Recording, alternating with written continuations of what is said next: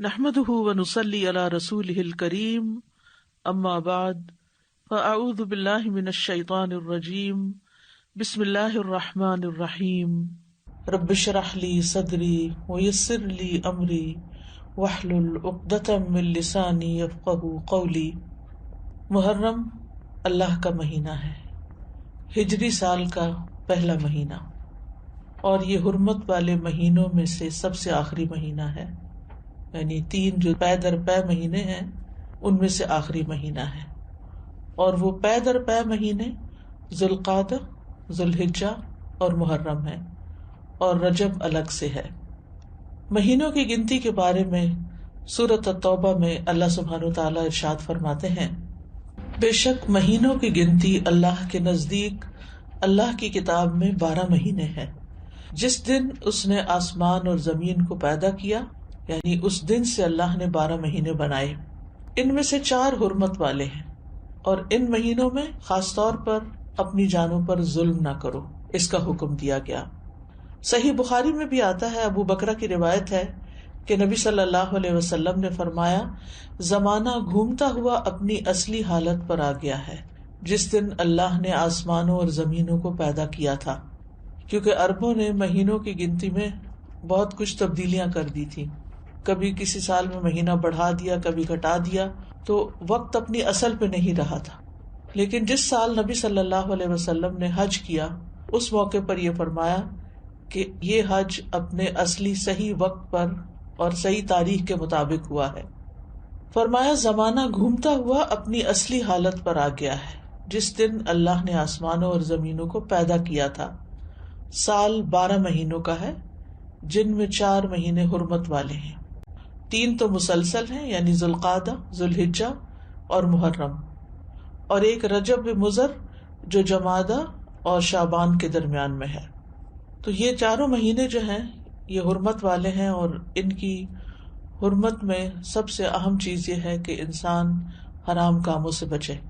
ویسے تو انسان کو پوری زندگی ہی غلط کاموں سے بچنا چاہیے، لیکن اللہ سبحانہ وتعالیٰ نے ہماری یاد دہانی کے لیے، ہمیں شوق دلانے کے لیے بعض مہینوں کو بعض پر فضیلت بخشی ہے، اور پھر ان میں خاص کام کرنے کو کہا ہے، جیسے رمضان میں روزے رکھنے کا حکم ہے، ذوالحجہ میں حج کرنے کا حکم ہے۔ عربوں کے ہاں رجب میں زیادہ تر عمرہ کیا کرتے تھے، لیکن کوئی خاص اس کی ایسی فضیلت تو نہیں ہے۔ اسی طرح یہ جو 4 حرمت والے مہینے ہیں، ان کا جو خاص حکم ہے وہ یہ کہ ان میں اپنی جانوں پر ظلم نہ کرو۔ اپنی جان پہ ظلم کرنا 2 طرح سے ہوتا ہے، ایک تو یہ کہ انسان گناہ کے کام کرے۔ جن مہینوں میں نیک کام کرنے کا ثواب بڑھ جاتا ہے، ان مہینوں میں گناہ کرنے کی سزا بھی زیادہ ہوتی ہے اور اس کی ممانعت بھی زیادہ ہوتی ہے۔ تو بطور خاص، کیونکہ اگر سال کے یہ 4 مہینے انسان اچھی طرح پریکٹس کرے تو پھر باقی مہینوں میں بھی اللہ کی حرمتوں کو پامال نہیں کرے گا۔ اور دوسرا یہ کہ انسان کسی دوسرے پر بھی ظلم نہ کرے، کیونکہ جب انسان دوسرے پر ظلم کرتا ہے تو وہ دراصل اپنے اوپر کرتا ہے، جیسا کہ انسان دوسرے کے ساتھ احسان کرتا ہے تو وہ دراصل اپنے اوپر کرتا ہے۔ قرآن مجید میں آتا ہے، ان احسنتم احسنتم لانفسکم، اگر تم نے نیکی کی، احسان کیا تو اپنی جان پر کیا۔ یعنی بظاہر ایسا لگتا ہے کہ جیسے انسان دوسرے کو فیور دے رہا ہے، لیکن حقیقت میں وہ اس کے اپنے لیے ہی بہتر ہوتا ہے۔ محرم کو اللہ کا مہینہ قرار دیا گیا ہے، یہ اس مہینے کے فضائل میں سے ہے۔ نبی صلی اللہ علیہ وسلم نے اس کے بارے میں فرمایا، افضل الصیام بعد رمضان شہر اللہ المحرم۔ یہ صحیح مسلم کی روایت ہے۔ ابو ہریرہ رضی اللہ عنہ کہتے ہیں کہ رسول اللہ صلی اللہ علیہ وسلم نے فرمایا، رمضان کے بعد سب سے افضل روزے اللہ کے مہینے محرم کے ہیں، یعنی اس مہینے میں خاص طور پر روزے رکھنے کا اہتمام کرنا چاہیے، یعنی یہ اس کی خاص عبادت ہے۔ اس مہینے کو شہر اللہ المحرم کہہ کر شرف دیا گیا ہے، یعنی اللہ تعالیٰ نے اس کو اپنی طرف منسوب کیا کہ یہ اللہ کا مہینہ ہے۔ اس سے اس مہینے کے شرف اور فضیلت پر دلیل ملتی ہے۔ اللہ سبحانہ وتعالیٰ اپنی خاص خاص مخلوقات کو اپنی طرف منسوب کرتا ہے، جیسے اللہ سبحانہ وتعالیٰ نے محمد صلی اللہ علیہ وسلم کو، ابراہیم علیہ السلام کو، اسحاق علیہ السلام کو، یعقوب علیہ السلام کو اور دیگر انبیاء کو اپنی عبودیت کی طرف منسوب کیا ہے کہ اللہ کے بندے ہیں، ان کو اپنا بندہ قرار دیا ہے. اسی طرح خانہ کعبہ کو اللہ تعالیٰ نے بیت اللہ کہا ہے، اللہ کا گھر. اسی طرح قوم سمود کی اونٹنی کو اللہ تعالیٰ نے ناقۃ اللہ کہا، اللہ کی اونٹنی. تو جس چیز کو اللہ تعالیٰ اپنی طرف منسوب کرے وہ اس کی خاص عزت اور تشریف کی وجہ سے ہوتا ہے، یعنی اس کی خاص امپورٹنس کی وجہ سے ہوتا ہے. اگرچہ حرمت والے مہینے 4 ہیں، لیکن ان چاروں میں سے پھر افضل جو ہے وہ محرم ہے. حسن بصری رحمت اللہ علیہ کہتے ہیں کہ حرمت کے مہینوں میں سے بھی سب سے افضل مہینہ محرم کا ہے. اگر دیکھا جائے تو سال کا آغاز اور اختتام دونوں ہی حرمت والے مہینوں سے ہوتے ہیں. حسن بصری کہتے ہیں کہ اللہ نے سال کو حرمت والے مہینے سے شروع کیا، یعنی محرم سے شروع کیا، اور سال کا اختتام بھی حرمت والے مہینے کے ساتھ کیا، یعنی ذوالحجہ کے ساتھ. اور پھر اللہ کے نزدیک ہجری سال میں رمضان کے بعد محرم سے زیادہ اور کوئی مہینہ عظمت والا نہیں. تو اس سے آپ اندازہ لگا سکتے ہیں کہ اس مہینے کی کتنی فضیلت ہے. اور محرم میں سے بھی پہلے 10 دن زیادہ فضیلت کے ہیں. سلف صالحین 3 اشروں کی تعظیم کیا کرتے تھے. ابو عثمان نہدی رحمہ اللہ کہتے ہیں کہ سلف صالحین 3 اشروں کی تعظیم کرتے تھے: رمضان کے آخری 10 دن، ذوالحجہ کے پہلے 10 دن اور ماہ محرم کے پہلے 10 دن. یعنی یہ 3 جیسے دھاکے جن کو کہتے ہیں، یعنی 10 دن پر مشتمل دن، یہ باقی دنوں کی نسبت زیادہ اہمیت کے حامل ہیں. حرمت والے مہینوں میں خاص طور پر ظلم کی ممانعت ہے. اللہ سبحانہ تعالیٰ نے ان مہینوں میں جان پر ظلم کرنے سے منع کیا. فرمایا فَلَا تَظْلِمُوا فِيهِنَّ أَنفُسَكُمْ. لہذا ان مہینوں میں خاص طور پر اس چیز کا اہتمام کرنا ضروری ہے، یعنی حرمت والے مہینوں میں ظلم کی سنگینی کا ذکر ہے. یعنی اس میں ظلم کرنا، کسی بھی انسان پر، کسی جاندار پر، کسی بھی چیز پر کسی کا بھی حق نہ دینا، یہ زیادہ بڑا گناہ ہے، یعنی دوسرے مہینوں کی نسبت. اگرچہ سارا سال ہی منع ہے، ہر حال میں ہی ظلم سنگین ہوتا ہے، لیکن ان مہینوں میں بطور خاص منع کیا گیا ہے. پھر ایک اور بات یہ ہے کہ محرم کے مہینے میں خاص عبادت جو ہے وہ روزے رکھنے کی ہے. تو اس مہینے میں اللہ کی توفیق سے اگر ممکن ہو تو کثرت سے روزے رکھنا مستحب ہے. روزوں کے اعتبار سے رمضان کے بعد سب سے افضل مہینہ ہے.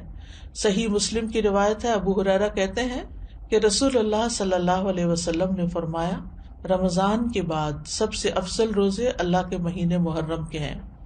ابن رجب کہتے ہیں کہ یہ حدیث اس معنی میں واضح اور صریح ہے کہ رمضان کے بعد نفلی روزوں میں افضل ترین روزے اللہ کے مہینے محرم کے روزے ہیں، اور یہ سب نفلی روزے ہیں. فرض روزوں سے پہلے محرم میں روزے رکھے جاتے تھے، پھر جب فرض روزے رمضان میں ہو گئے تو پھر محرم کے روزے جو ہیں وہ نفلی ہو گئے. نبی صلی اللہ علیہ وسلم صرف شعبان میں کثرت سے روزے رکھتے تھے.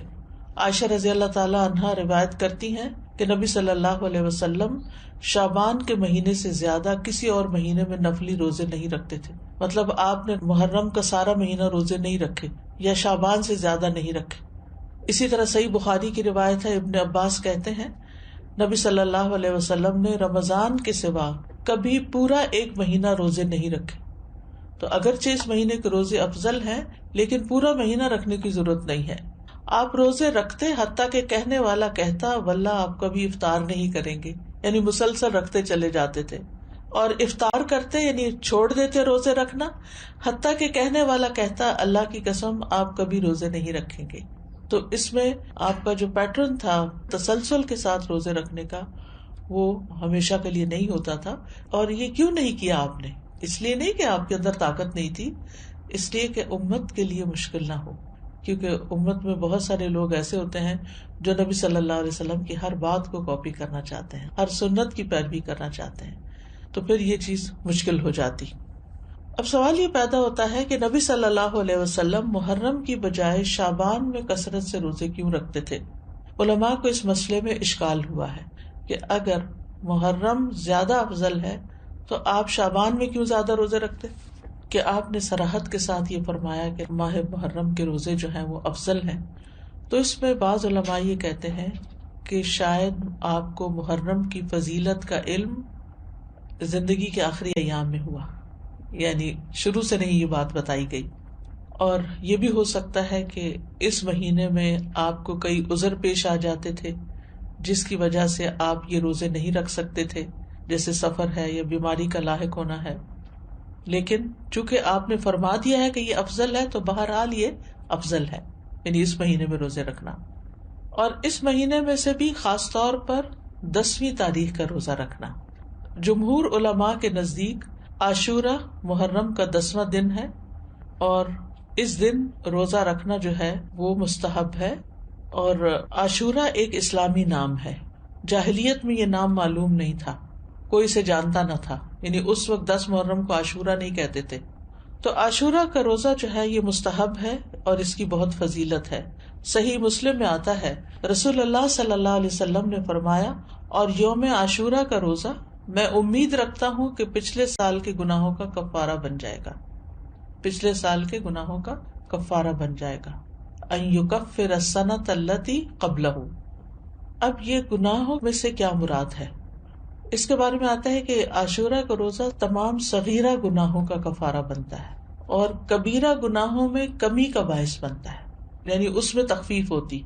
کبیرہ گناہوں کا کفارہ نہیں بنتا.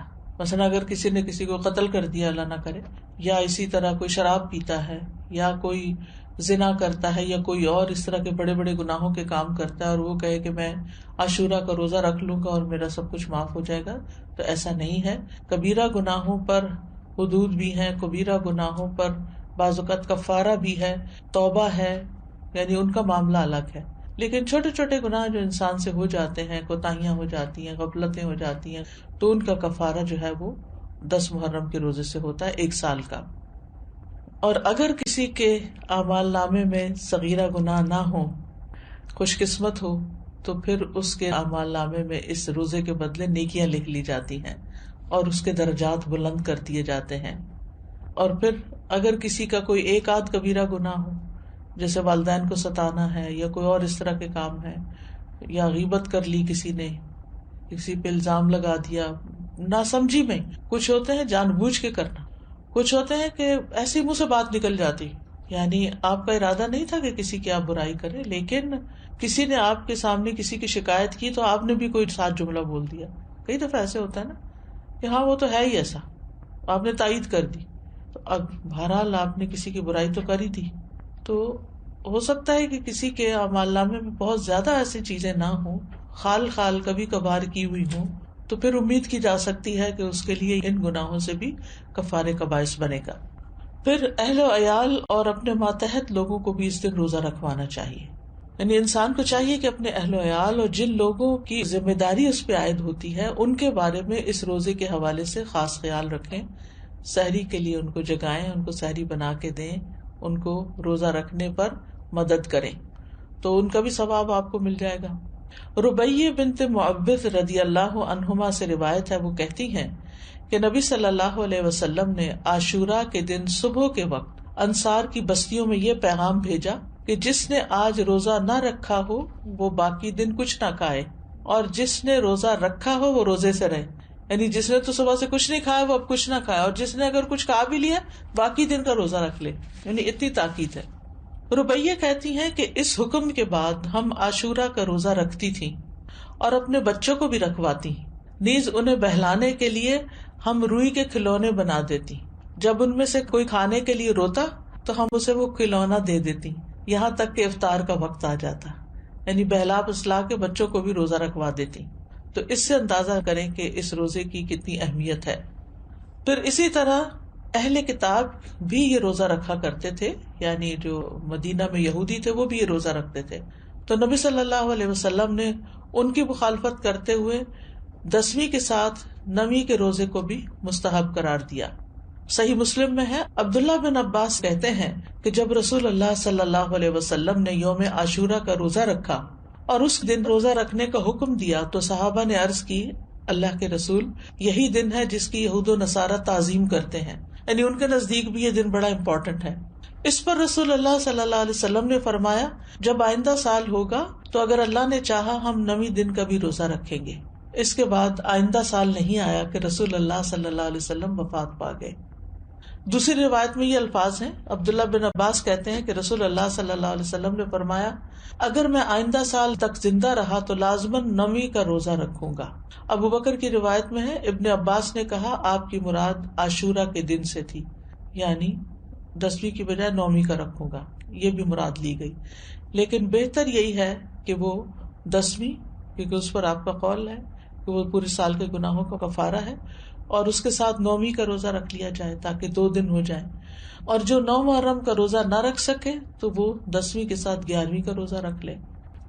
وآخر دعوانا ان الحمد للہ رب العالمین. سبحانک اللہم وبحمدک اشہد ان لا الہ الا انت استغفرک واتوب الیک. السلام علیکم ورحمۃ اللہ وبرکاتہ. اللہ اکبر وللہ الحمد. اللہ اکبر اللہ اکبر اللہ اکبر.